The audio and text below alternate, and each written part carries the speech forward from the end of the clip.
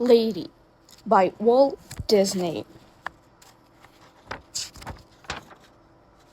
Lady was a cocker spaniel who came to live with two people called Darling and Jim Dear. She had two neat feeding bowls of her own. She had a basket with a blanket in it too. But she trained her people to feed her from the table, just a bit now and later. And she trained them to let her sleep at the foot of their beds. She brought in their morning paper and most of the email, and she ran when Jim Dear visited coming home at night. Lady was sure that she had a very happy home, and her two next door neighbors, Doc and Trusty by name, two gentlemanly dogs agreed with her. But there was another dog around the neighborhood, a saucy young fellow called the Tramp. All were no man's color, was his proud boast. That's the way to be happy, said he. But where do you sleep? Lady asked him. And what do you do for food?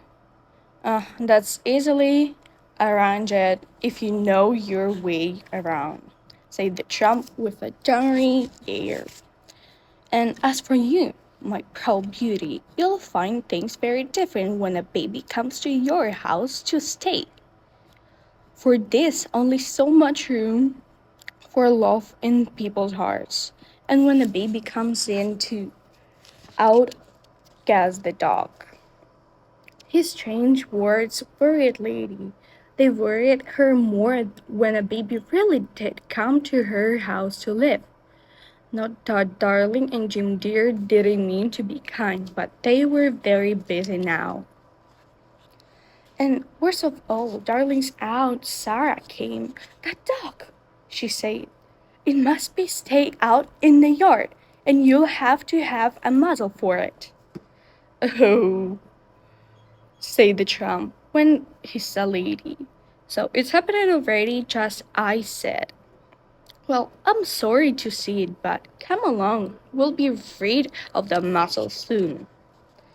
Come along, cried Lady. Can't you see I'm tied?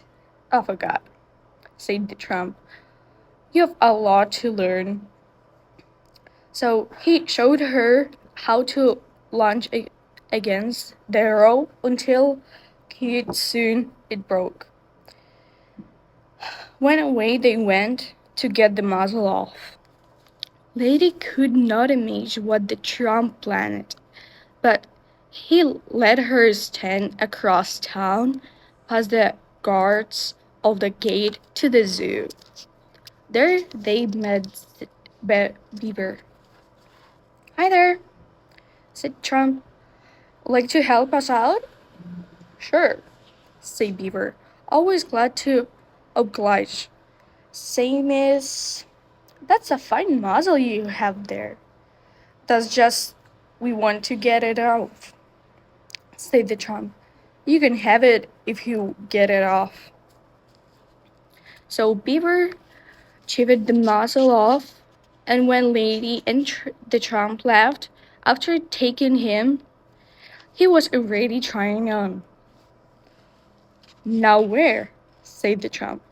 The world is wide. We'll go anywhere you say. I must go home, said Lady. I have to watch the house and the baby, Home, said the Tramp. After the muzzle and all, I'll never understand a woman's mind. But he went along. Just as they reached Lady Yard, when saw a light, a strange light, flickering in the kitchen. It was a fire, just a little flame, but they knew it shouldn't not be during there. The baby, cried Lady, and then she raced with the Tramp right at her heels. And the Tramp stood guard at the baby crib, while Lady woke Jim Dear and Darling. What a time when Darling and Jim Dear woke up, the baby began to cry. at first dialing Jim Deere blaming Lady to the Tramp. But when they saw the fire, all that was changed. Well, thanks, young fellow, said Jim Deere to the Tramp after he'd put the fire out. Looks as if you found yourself at home and a job. Shall we go down tomorrow and listens and the color so everything will be set? The tramp looked out the window where the wide world waited. Then he looked at Lady and he sighed. He said, which means, all right. And he offered Jim a paw to shake. Now Lady and the Tramp have two families to look after. Darling and Jim Deere and the baby are one.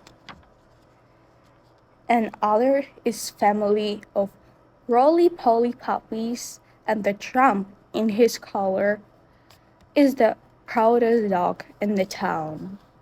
Rated by Irina.